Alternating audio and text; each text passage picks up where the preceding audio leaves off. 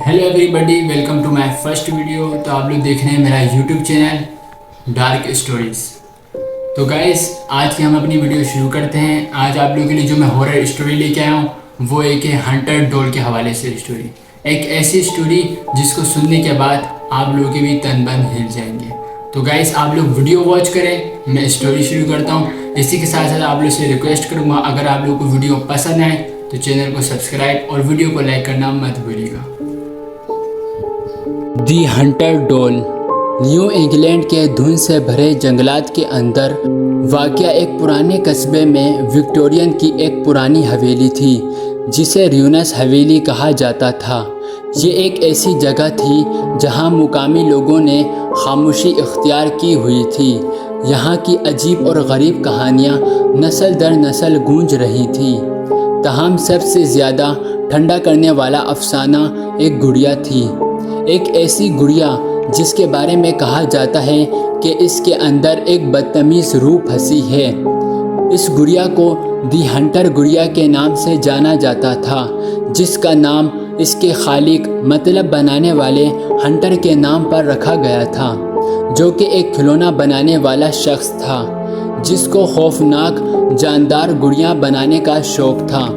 ये हुनर उसको अपने आबा व अजदाद से विरासत में मिला था और उसने इसको हासिल करने में कई दिहाइयाँ गुजारी। उसकी इस गुड़िया में गैर मामूली हकीकत शामिल थी जिससे ये मशहूर थी, लेकिन इस गुड़िया से ज़्यादा कोई नहीं था जो इसका शाहीकार या लानत बन जाए। कहा जाता था कि हंटर को इनकी तख्लीक़ात के साथ जुनून ने इस तारीख़ फ़नून की तरफ राग़िब किया, जिसने गुड़िया को इसके पेचीदा कारीगरी के अलावा मज़ीद कुछ किया। इस हवेली के अजीम हाल रूम से धुंध में बहती हुई खौफनाक मौसीकी की आवाज़ें सुनाई दीं, जहां हंटर ने अपनी इंथक मेहनत को सर अंजाम दिया। मौसम ख़ज़ा की एक तूफ़ानी रात कस्बे के एक नौजवान जोड़े सारा और माइकल तजस्सुस की वजह से र्यूनस हवेली में दाखिल हो गए। उन्होंने कहानियाँ सुनी हुई थी, लेकिन उन्हें महज तोहम परस्ती के तौर पर मुस्तरद कर दिया। वो दोनों हवेली के ख़जानों को तलाश करने के ख्वाहिशमंद थे। जब वो गिर्द आलूदा और मुधम रोशनी वाले कमरों से गुज़र रहे थे तो वो हंटर की वर्कशॉप से ठोकर खा गए। वहाँ तमाम शक्लों और साइज़ की गुड़ियों के दरमियान उन्होंने हंटर की गुड़िया को पाया। उस हंटर की गुड़िया का चेहरा एक खौफनाक ज़िंदगी जैसे तासुरात में मुंजमद था। सारा गुड़िया की खूबसूरती और खौफनाक रग़बत से मशहूर होकर उससे आंखें नहीं हटा पा रही थी। माइकल ने इसकी बेचैनी को महसूस करके वहाँ से जाने का मशवरा दिया, लेकिन सारा इसकी तरफ यूं खींच गई जैसे भाई बहन की तरफ। इनसे नावाकिफ़ बाहर का तूफ़ान तेज़ हो गया। आसमान पर बिजली रक़्स करने लगी। जैसे ही सारा ने गुड़िया को छूना चाहा, वैसे ही अचानक बिजली का एक झोंका करीब से गुजरा, जिसने कमरे को एक रोशन से चमक कर दिया। इस लम्हे सारा ने कसम खाई कि उसको उस गुड़िया की आंखें टमटमाती हुई दिखाई दी, एक ठंडी चमक जिसने उसकी रीढ़ की हड्डी को कांप दिया। माइकल ने ख़तरे को पहचानते हुए सारा का हाथ पकड़ा और उसे अपनी तरफ खींच लिया, लेकिन तब तक बहुत देर हो चुकी थी। तूफ़ान ने हंटर की गुड़िया के अंदर कुछ अजीब और कदीम चीज़ को बेदार कर दिया। तूफ़ान जंगल से वापस आए था। उन्हें हवा में सरगोशी की आवाज़ सुनाई देने लगी। सारा ने माइकल का हाथ पकड़ा। उसका दिल खौफ से धड़क रहा था।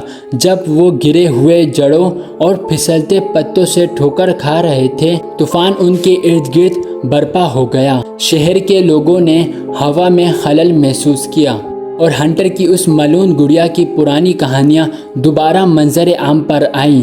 चूल्हे की आग और तारीख होटल के कोनों में खौफ से सरगोशी की। कुछ लोगों ने दावा किया कि उन्होंने हवेली की खिड़कियों के अंदर साया को हरकत करते देखा है।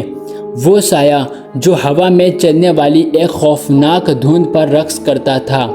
दिन हफ्तों में बदल गए और सारा और माइकल ने अपने आप को ये बावर कराने की कोशिश की कि ये सब एक खौफनाक डरावना ख्वाब था, کہ ہنٹر کی گڑیا ایک بوڑھے آدمی کی خیالی تخلیق سے زیادہ کچھ نہیں تھی، لیکن سرگوشی برقرار رہی، ہر گزرتی رات کے ساتھ زور سے بڑھتی رہی۔ سارہ نے ہنٹر کی گڑیا کو خواب میں دیکھا۔ ایک بدقسمت شام سارہ اپنے کمرے میں خود کو اکیلا پاتے ہوئے بیدار ہوئی۔ چاند کی روشنی دیواروں پر خوفناک نمونے ڈال رہی تھی۔ وہ ہوا میں بہتی ہوئی آواز کو سن سکتی تھی، ایک ایسا راگ جس نے اسے مرکز تک پہنچا دیا۔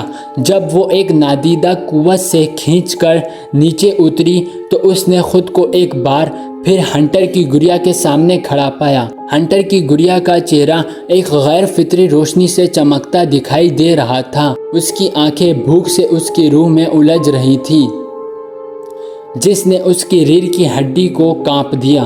سارہ نے پیچھے ہٹنے کی کوشش کی، واپس اپنے کمرے کی حفاظت کی طرف بھاگنے کی، لیکن اس کے پاؤں اس جگہ پر اکھڑ گئے۔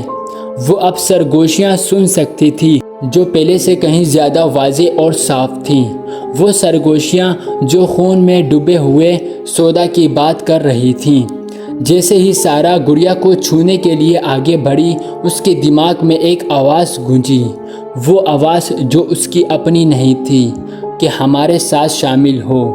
اس نے سرگوشی کی، ہمارے ساتھ ابدی رقص میں شامل ہو۔ کمرہ اس کے گرد گھومتا دکھائی دے رہا تھا، دیواریں ہر دل کی دھڑکن کے ساتھ بند ہو رہی تھیں۔ سارہ نے چیخ ماری، دہشت کی ایسی چیخ جو ریونس حویلی کی خالی ہالوں میں گونج رہی تھی۔ اگلی صبح مائیکل نے جاگنے کے بعد دیکھا سارہ چلی گئی، بغیر کسی سراغ کے غائب ہو گئی۔ قصبے کے درمیان سے گزرتے ہوئے اس کی کسی بھی نشان کے لیے بے چین تھا، لیکن شہر کے لوگوں نے خوف اور ترس سے سر ہلا دیا۔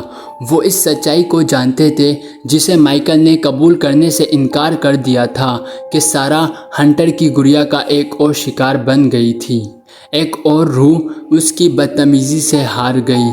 سال گزر گئے اور ہنٹر کی گڑیا کا افسانہ ایک بار پھر مبہم ہو گیا۔ مائیکل خاموش اور خالی کھڑا تھا، ایک کھلونا بنانے والے کی حماقت اور اس کی ملعون تخلیقات پر پھنسی روحوں کی سرگوشی سے پریشان تھا۔ لیکن کچھ لوگوں نے قسم کھائی کہ وہ اب بھی موسم خزاں کی طوفانی راتوں میں میوزک باکس کی دھندلی آوازیں سن سکتے ہیں، ایک ایسا راگ جو ایک ایسے اندھیرے کی بات کرتا ہے جسے کبھی بھی ختم نہیں کیا جا سکتا۔ تو اسی کے ساتھ گائز میں یہاں پر کرنے لگا ہوں ویڈیو کو اینڈ۔ امید ہے آپ لوگوں کو اسٹوری پسند آئی ہوگی۔ اگر آپ لوگوں کو اسٹوری پسند آئی ہے تو چینل کو سبسکرائب اور ویڈیو کو لائک کرنا مت بھولیے گا، اور میں آپ لوگوں کے لیے کوشش کروں گا اور بہتر اور VIP کنٹینٹ بنانے کی۔ بس یہ گائز آپ لوگوں کی سپورٹ کی ضرورت ہے۔ میں ملتا ہوں آپ لوگوں سے ایک اگلی اور کریزی ویڈیو کے ساتھ، جب تک کے لیے بائے۔